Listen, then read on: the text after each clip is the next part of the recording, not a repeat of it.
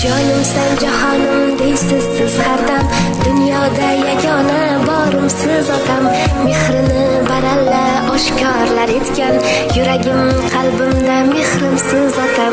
Jonimsan jahonim deysiz siz har dam, dunyoda yagona borimsiz otam. Mehrini baralla oshkorlar etgan, yuragim qalbimda mehrimsiz otam.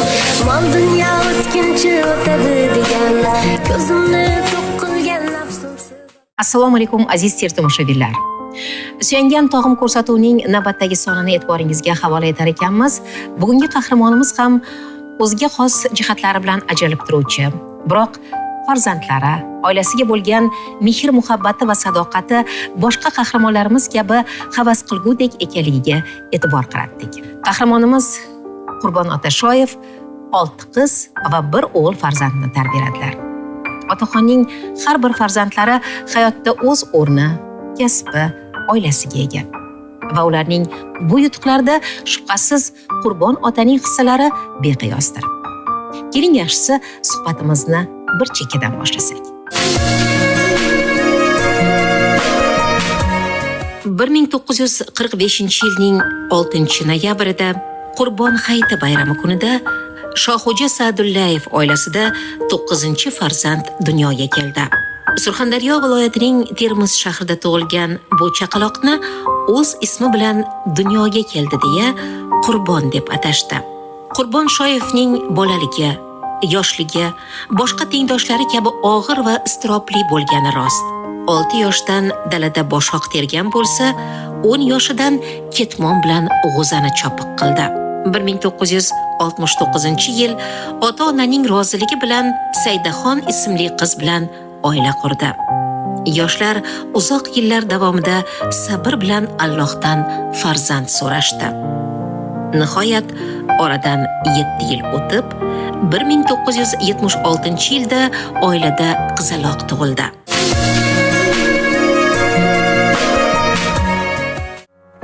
Biz 3-4 yil farzand kutdik.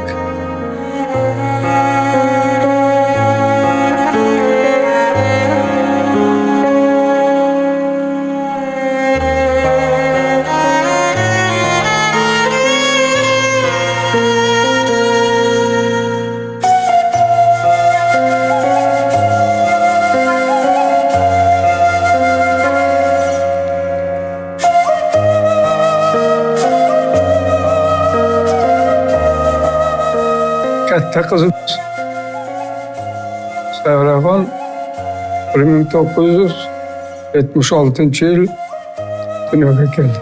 6 yilga farzand ko'rdik.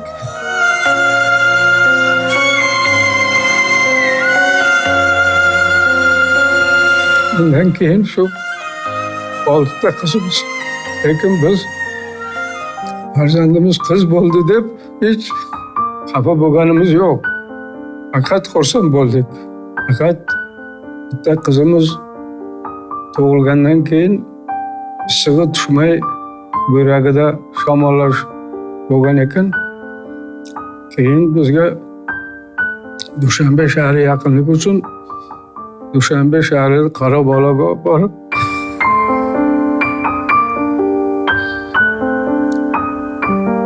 davolatib qayt olib qaytdik.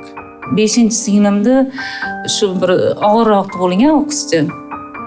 Endi bizda o'sha paytda singlim 87-yil tug'ilgan o'zi. Endi tuman miqyosida tug'ruqxonada o qadar sharoit bo'lmaganda og'irroq tug'ilgan bolalar uchun singlimni saqlab qolish uchun Dushanbe shahriga olib borganlar. U yerda singlimda 2 oy davolashib, shu yashashga nimasi borligini ko'rishgandan keyin yashab ketishiga bu yog'ida uyga ruxsat berishgan.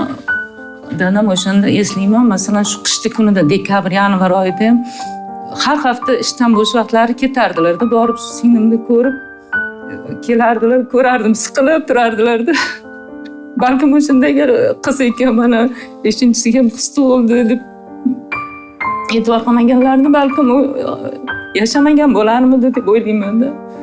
Hech qachon qizlarim ko'p demaganlar. Aksincha bizni doim qo'llab-quvvatlab, faxrlanib yurganlar hech bir xafa bo'lmaganlarda, doim ko'nglimizga qarab nima desak aytganimiz qilganlarda juda yaxshi. Hech qachon dadam bizni e'tiborsiz qoldirmaganlar. Eslayman, tishim og'riydimi yo men bir betob bo'lamanmi, ishdan vaqt ajratib o'zlari mashinada olib doktorga olib borib, yana uyga olib kelib qaytarib qo'yardilar-da. Qanaqadir endi to'g'risi dadam o'ksinganlarini bildirmaganlar, lekin men o'zimga qanaqadir og'ir bo'lganda akam yoki ukam yo'qligi. Ba'zi otalar ortiqcha maqtov tarbiyani buzadi deb hisoblaydilar. Xo'sh, Qurbon otaning bunga munosabatlari qanday ekan? U kishini maqtaganlarni biz qachon, masalan, savollariga kitobdan savol bersalar, javob bersak, "Yasha qizim, yana ko'proq o'qishing kerak" derdilar. Yoki masalan, men katta qiz bo'lganman, non yopardim, ovqat pishirardim.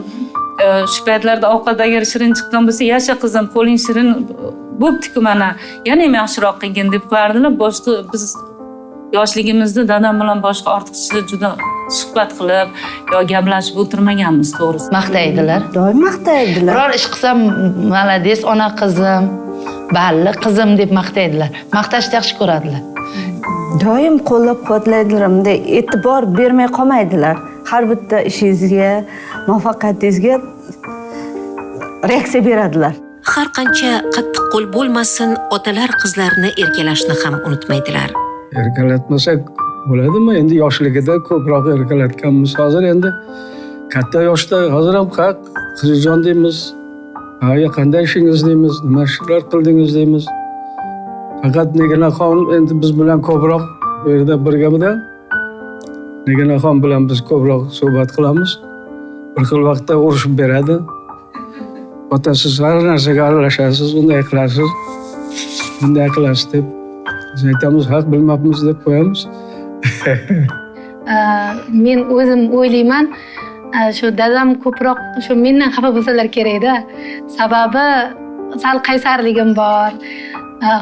Hozirgacha ham aytadilar-da, "Sen sal sekin gapirmaysan, do'g'rasan menga, do'q qilib gapirasan" deydilar-da, lekin endi menga sezilmaydi u. Bu yuzlaridan nur yog'ilib turgan otaxon qizlarni tarbiyalashda asosiy e'tiborni kitob o'qishga qaratgan ekanlar. Doim dadam ishdan kelganlaridan keyin biz bilan har doim, masalan, men o'zim bilan nima maktabda nimani o'qiding? Qani men bu kitobingni berchi, men sen bilan savol javob qilay deb vaqt ajratardilar-da. Tarixni juda yaxshi ko'rardim. Dadam masalan meni qo'llab-quvvatlaganlar. Masalan, o'qima yo boshqa debmiz. Endi biz ko'p Dushanbe shahriga ko'p borganmiz. O'shanda yo'lda ham kitob magazinlar ko'rib qolsalar, albatta to'xtardilar-da. "Qizim, kitob olasanmi?" deb. Doim biz kitoblar olganmiz-da. Masalan, kimdir kiyim olishga qiziqqan bo'lishi mumkin, kimdir o'yinchoq olgandir, lekin dadam bizga doim kitob olib berganlar. Xohlagan kitobimizni, agar 10 ta kitob bo'lsa, kitob do'konlariga kirib, o'shani hech qanday og'rinmasdan olib berardilar. Eslayman, hech qachon mana mahallada yo qishlog'imizda to'y bo'lsa yubormaganlar. Yo'q, qiz bola uyda o'tirish kerak. Masalan, nima kerak bu ko'chada to'yga u yoqqa bu yoqqa yurguncha kitob o'qi deganlarda. Yoki sinfdoshlarimiz bilan o'tirishlar bo'lsa ham ruxsat bermasdilar. Keyin dadam bir qattiq qo'l shunday bir, lekin bizga hech qachon qattiq gapirmaganlarda, onam orqali gaplashardik. Hammamizga aytishgan, "Qizim, maktabda yaxshi o'qisang, yaxshi namunali bo'lib bitirsang, keyin men seni o'qishga topshirtiraman. O'qi qizim, mayli, men qiz bola o'qimaydi degan narsa yo'q." Chunki bizning vaqtimizda o'qishga o'g'il bolaga nisbatan qizlarga uncha talab kuchli bo'lmagan. Yo'q, hamma o'g'lini o'qitsa, men qizlarimni o'qitaman deganlar shunchalar xursand bo'lganmizda. To'ylarga ketishardi, qo'shnimizning qizlari, kelinlari.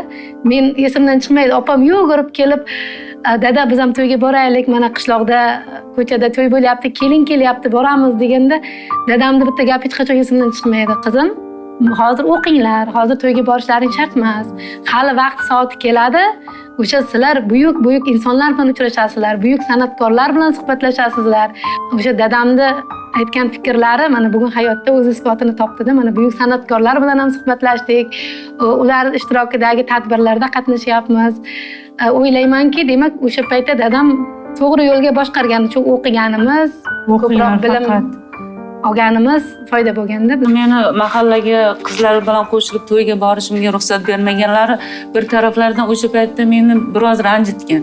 Tengdoshlarim to'yda yuribdi yoki mana xalq saylida qayerdadir yuribdi yoki sinfdoshlarim qaysidir tug'ilgan kunda o'tiribdi, menga dadam ruxsat bermadi deb bir qayerlardadir dilim og'rigan joyi bo'lgan. Ular bilan borgim kelgan.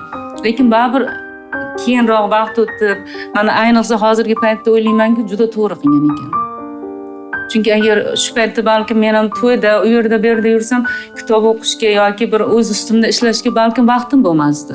Farzandlarning kasb tanlashlarida ham aynan otalarning fikri hal qiluvchi bo'ldi. Ko'p kitob o'qigandan keyin odam qanaqadir bir ichingizdagi bilimingizni bir chiqargingiz kelar ekanda. Keyin maqolalar yozib boshladim, lekin dadamdan qo'rqdim avvaliga.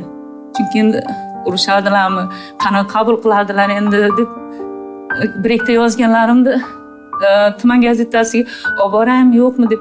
Lekin olib borishga men dadamsiz u yoqqa bora olmasdim-da. Dadamni o'zlari olib borishlari mumkin. Chunki biz bekorga hech qachon ko'chaga chiqib ketmaganmiz-da, hech kimdan so'roqsiz yo o'z bilganimizcha. Keyin onam aytganlarida shu qizingiz maqolalar yozyapti ekan, she'r yozgisi kelyapti ekan, birikda she'rlar qoralab qo'yibdi deb aytganlarda endi onam. Keyin agar eplasa qiziqish bo'lsa, harakat qilib ko'rsin deganlar dadam. Xursand bo'lib Gulxan jurnaliga ham o'sha paytlarda maqolalar yozib yuborganman-da. Chunki men ism familiyam chiqishini dadam uchun xohlaganman. Dadam biz bilan doim maslahatlashganlar. Masalan, men o'zim ham aytayapman-ku, prokuror bo'lishni orzu qilganman. Dadam meni o'sha orzuyimga qarshi turmaganlar-da. Nima bo'lsin deb. Keyin hujjat topshirish payti kelganda dadam aytgan ekanlar, uni ham menga aytmaganlar, onamga aytganlar. Prokuror bo'lish oson emas, prokuror bo'lsa yaxshi, bizni faxrimiz. Lekin ayol kishiga bu og'irlik qiladi bu kasb. Keyin aytganlaridan keyin o'ylab ko'rganman, haqiqatda prokuror bo'lish bu menga og'irlik qilar ekan, bu ayol kishi uchun. Keyin o'ylab ko'rdim, men oilali bo'ldim, farzandlarim bo'ldi. Bu endi meni hayolimda men uchun xarakterimga va oilamga mos bo'lmagan kasb ekan. Dadam menga shu paytda to'g'ri aytgan ekanlar. Ishlashimga doim qo'llab-quvvatlardilar. Ishing qiyin, to'g'ri. Yosh avlodga tarbiya berishga ham baribir qiyin bo'ladi o'sha jarayonlar. Ehtimol sohangni o'zgartirarsan degandilar. Masalan, maxsus maktabda ishlaganligim uchun rivojlanishda nuqsoni bo'lgan bolalar bilan ishlashda og'irligini his qilib, qiynalib qoladi deb masalan boshqa sohani tanla. Bu juda og'ir kasb, baribir mas'uliyat bo'ladi. Nuqsonli bola bilan ishlash qiyin derdilar-da. Yo'q, shu sohada ishlayman, shu sohada o'qidim, endi shu davom ettiraman deganlarimda mayli qizim, sizlarga ishonib o'sha farzandlar tashlab ketadi. Birovni farzandi bo'lsa ham o'shanga mehr ber deb masalan ko'p narsa o'rgatardilar-da. Sharqda qiz farzandlar otalari bilan ko'p ham sirlashavermaydilar degan tushuncha bor. Biz qahramonimizning bu boradagi fikrlari bilan qiziqdik. Ya singillarim sirlashadi dadam bilan. Mana boyagi singlim Nigina, Zarina bular kichikroqda endi dadam keyinchalik qanaqadir nima do'stlashib ketishdi. Ular men to'g'risi dadam juda yaxshi ko'raman, lekin dadamdan hayiqib turaman baribir. Menga dadam doim do'st bo'lganman-da dadam bilan. Onamga ayta olmagan sirlarimni, onam bilan bo'lisha olmagan fikrlarimni men ko'proq dadam bilan fikrlashib, dadamni qo'llab-quvvatlashi natijasida o'ylaymanki, o'sha jamiyatda ham o'rnimni topdim. Men muntazam ravishda sirlashaman.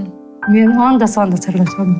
Onam bilan unchalik sirlashmayman, onamga uncha gap aytmayman, lekin ko'proq to'g'rimi, noto'g'rimi, haqmanmi, nohaqmanmi ko'proq dadamga aytaman.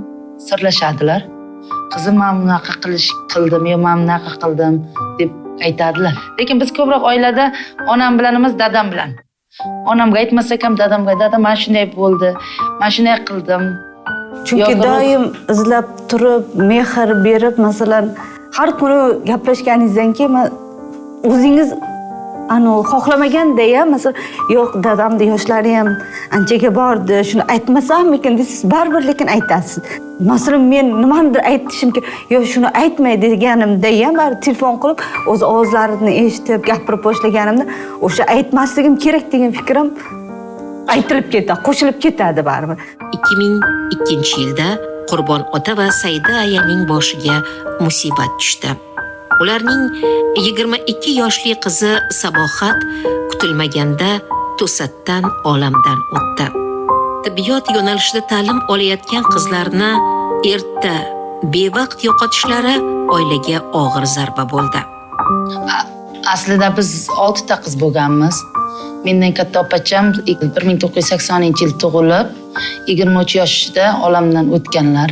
O'shanga ham dadam meni qizim yo'qoldi deb ancha cho'kib qoldilar. O'ksinib, birdan keksalikda bo'ynilariga olib Alloh berdi. Alloh oldi. 23 yoshda edi. Shu nimadan topdi, nima qilib bo'ldi, hech men ko'p chopdim lekin 7 oy davolatdim.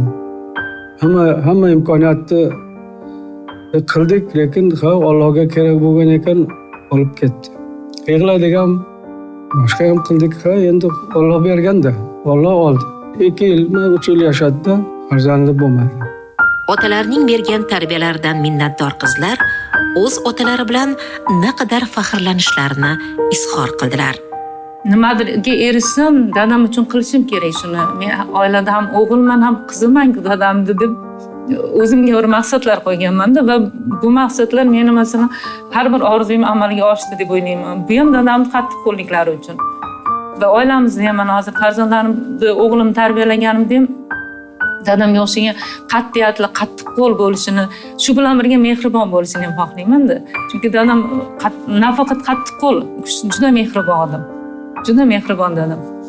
Hech qachon nima bo'lmasa, sal bir joyimiz og'risa ham shunday ko'zlaridan duv-duv yosh to'kiladi-da. Lekin qattiq qo'llar. Rezervimda she'r yozib berganda o'qituvchim. Shohigul Shoyev qizi, Shohi Atlas o'qiydi, she'rlar yozib izlanib, shoirlikka o'qiydi deb yozib berganlarda, o'shanga faxrlanganman. Chunki dadam familiyalarini qo'yib she'r aytganim uchun-da men juda ko'pchilik yaxshi inson deb ta'riflaganman. Faxrlanaman. O'tgan yili 2022-yilda 1-oktyabr kuni tuman hokimligidan bitta maqtov yorliq berishdi. O'shanda tuman hokimi sahnaga chiqib faxriy yorliq olayotganimda sizni tarbiyalagan otangizga rahmat. Mana sizni shu darajaga olib kelgan birinchi o'rinda sizdagi intilish bo'ladigan bo'lsa, eng avvalo dadangizni sizni qo'llab-quvvatlaganlari. Shunday insonni farzandi ekanligingizdan siz doim faxrlanib yurishingiz kerak deb o'sha tumanning birinchi rahbari aytganda, to'g'risi rostdan ham faxrlanganman, haqiqatdan ham. Demak, men dadamni borliklari, o'sha insonni farzandi ekanligim bu mening baxtim ekan degan fikr 2022-yil shu 1-oktyabr kuni 500 kishilik zalda bo'lgan bu voqea. Juda xursand bo'lganman. Faxrlanaman. Chunki u kishini familiyalarini eshitish, ismlarini eshitsam qanday osmonga ko'tarilib ketgandek bo'laman. Dadam shaxmat bo'yicha zo'r o'ynaydilar. Musobaqalarda g'olib chiqadilar. Musobaqalarda ana dadamning ismi familiyasini aytib mukofot bersalar, shunchalar xursand bo'lib ketaman. Xuddi dunyoda men dadamdan boshqa dada yo'qday. Shoyevni qiziman degani qanday antiqa bo'lgan. Keyin zagsga o'tayotganda xo'jayinim familiyamga o'tasizmi dedi. Men aytdim, yo'q, o'tmayman, men dadam familiyasida qolaman. Bu familiya qandaydir menga faxr his tuyg'u uyg'otdi, qanday bir mehr beradigan familiyada. Biror joyga borsam, siz shu kishini qizimisiz degan gap, shu ustozni qizimisiz deganda o'zi dunyo hamma narsa ko'zimga boshqacha ko'rinardi. Dadam juda mehribon va juda qat'iyatli. Insonni qalbiga quloq soladigan inson. Qattiq qo'llar, mehribonlar, samimiy inson. Bemalol suyansa bo'ladigan inson. Har qanday holatda ham ishonchli odam. Til bilan ta'riflash qiyin. Chunki dunyoda jamiki yaxshi narsalar aytsak ham kamlik qiladi dadam uchun. Otajon, men sizni qayta-qayta aytishdan charchamayman, juda ham yaxshi ko'raman. Men uchun siz dunyoda yagonasiz, otajon. Aytoldim. Oshkora yaxshi ko'rishimni bildira olmayman-da, to'g'risi. Lekin juda ham yaxshi ko'raman, doim eslayman, doim fikrlarini, o'sha aytgan gaplarini amalda qo'llashga harakat qilaman. Otajonimni yaxshi ko'raman. Siz yo'qotishdan qo'rqaman. Uni cheksizda u narsani. Agar otang uchun joningni berasanmi desam, berib yuborishga tayyorman. Uni til bilan ta'riflashga men aytmagan tilim ojizlik qiladi. Otajon, men sizni juda ham yaxshi ko'raman. Har doim sizga suyanaman. Sizni borligingiz menga kuch bag'ishlaydi. Umringiz uzoq bo'lsin. Farzandlarni yolg'iz katta qilgan, ular uchun o'zini fido qilishga tayyor yoki faqat qiz farzandlari bo'lishiga qaramay shukrona bilan ularni tarbiya qilayotgan qahramon otalaringiz haqidagi hikoyalaringizni kutib qolamiz. Eng ta'sirli hikoya qahramonlari albatta ko'rsatuvimizga taklif qilinadi. Murojaat uchun telefon 88 114 49.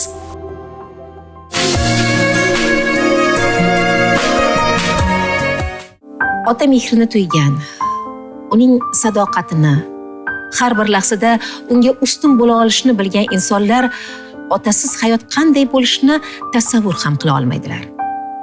Va aksincha, otasini erta yo'qotganlar, ota mehridan bahramand bo'lganlar cheksiz baxtli inson ekanliklarini, hayotga qo'rqmay dadil boqishlarini juda yaxshi anglaydilar. Va har safar ana shunday insonlarni ko'rganlarida ichlaridan o'zlari bilmagan holda otam bo'lsa edi deb o'ylab qoladilar. Demak, navbat otam bo'lsa edi sahifasiga.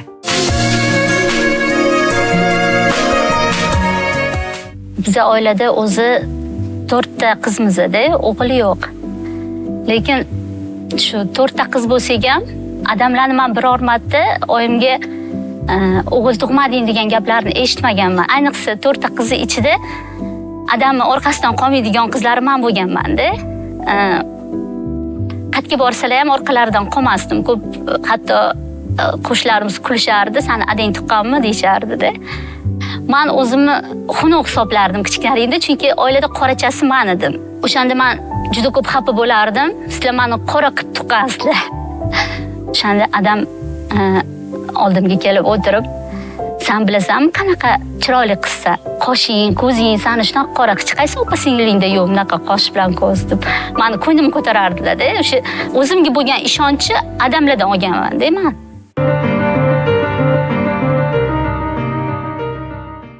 Adamlar menga to'g'risi eng kerak bo'lgan paytlarida o'tib qolganlar menga juda katta zarba qo'ygandi.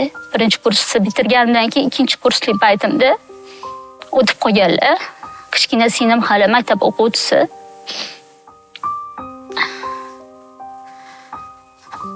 Bir kun oldin adamlar buvimlarnikiga ketganlar. Men bugun buvimlarnikida qolaman deb xayrlashib chiqib ketdilar biz bilan. Men navbatchilik paytimda oddiy kuni ishga ketdim. Ishlab yurgan paytimizda o'sha paytda bosh muharririmiz bo'lardilar, G'ofir Jamolov. Shu odam yonimga keldilar-da. "Shohida" dedilar, "hozir borarkansiz tez buvinglarning uylariga" dedilar. Yo'l bo'yi ketyapman, ko'zimdan yosh oqyapti. "Buvim o'tib qoldilarmi? Men ulgurmadimmi buvimni ko'rishga" dedim. Shuni yugurib kirdim, qarasam buvim xonalarda o'tiribdilar. Tushunmadim. O'tiribdilar. Kim o'ldi unda? Shunda oyimlarga ko'zim tushdi-da. Oyim yig'layotdilar. "Adingdan ayrildik" dedilar.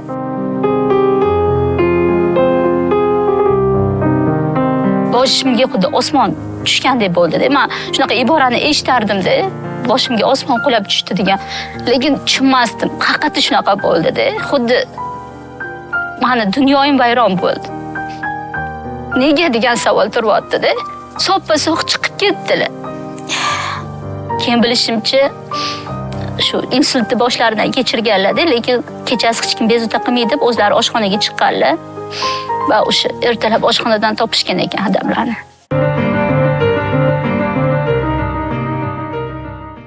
O'sha kuni tush ko'rdim-da. Adam bilan keng dalada ketyapmiz va yonimizdan katta ariq chiqdi. So'q vaqtda adam meni qo'limga qora narsani tutqizdilar-da. "Senga topshirdim" dedilar-da. ariqdan sakrab naryoq tomonga o'tib ketdilar. O'sha paytda shu tushum ma'nosini tushunmagan edim. Keyin mana endi yoshim katta bo'lib tushunsam, o'sha paytda nima desam ekan, shu ro'zg'orimi yo menga ishonib tashlab ketgan ekanlar-da.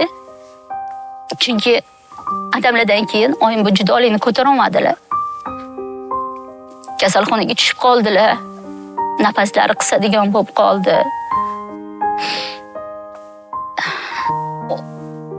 O'zlariga kela olmadilar o'shandan keyin. Chunki odamlar juda yaqin bo'lishganda. Keyin ro'zg'or bo'ynimga olishimga to'g'ri keldi.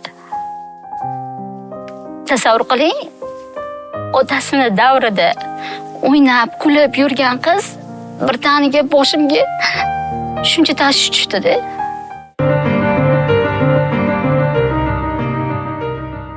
Endi ro'z talabaman.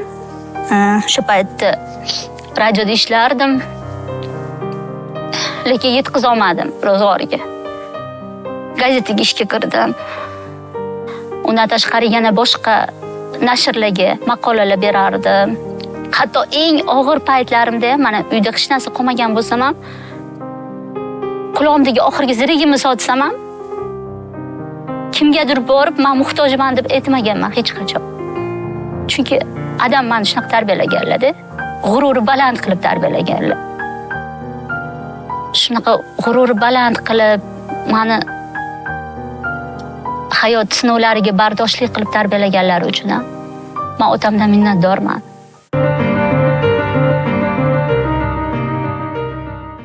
Esimda avtobuslarda uxlab qolgan paytlarim bo'lardi. Chunki kechasi 2 yo 3 soat uxlardim. O'sha paytlar alam qilardi. Ada nega meni tashlab ketdingiz? Balki adam g'oz bo'lganlardi yonimda. Hozir shunaqa bo'lmasdi.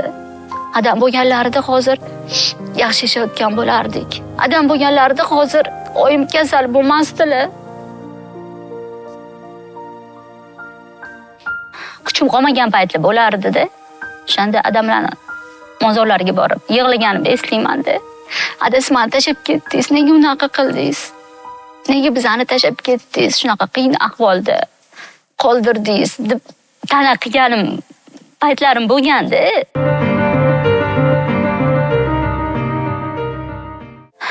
Lekin menga eng alam qiladigan tomoni bu otasiz qiz degan dashnom. Ayniqsa men esimda ishxonamga bitta ayol surishtirib kelgan meni. Nodira degan bir ayol bor edilar, ular chiqib keldilar-da, Shohida dedilar, hozir pastda bitta ayol bilan gaplashdingiz dedilar. Agar shu ayol sizni o'g'liga so'rab uyingizga borsa, tegmang shu ayol o'g'liga dedilar. Nimaga Nodira nega unaqa deyapsiz desam, hozir o'sha yerda hammani oldida aytibdi, yaxshi qiz ekan, otasi yo'q ekanda. Men otasiz qizlarni kelin qilmayman deb chiqib ketdi. Men tushunmaganman, aybim nima? O'shandan keyin men o'zimga qaror qilganman. Men turmushga chiqmayman. Men shu onam uchun, singlarim uchun yashayman.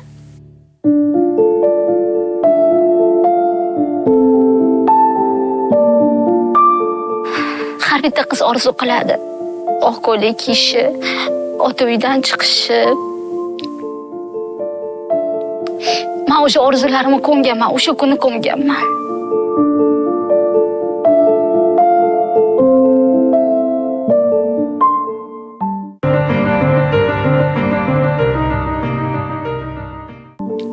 Taqdir taqozosi bilan men hayotimda juda yaxshi inson uchradi.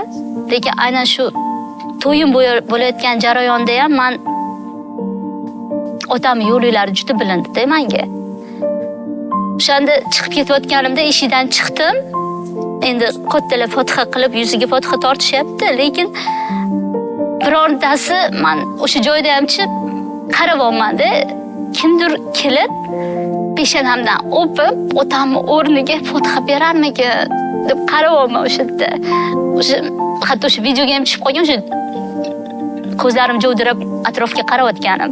Kimdir amakilarimmi, kimdir shu otamning o'rniga shu ish qilarmikan deb o'shanda kutganman shu narsani. Lekin u narsa bo'lmagan. O'shanda aytganman, otani o'rnini baribir hech kim bosa olmas ekan.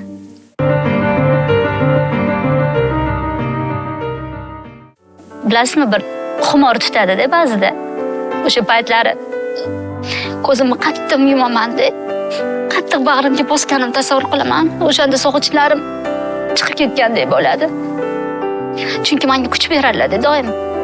Har eng mushkul vaziyatga tushgan paytimda ham, masalan, o'qishimda kontraktimni to'la olmasdan, nima bo'ladi, xudo degan paytlarimda ham odam o'ylasam, kuch kelardi-da, yechim kelardi.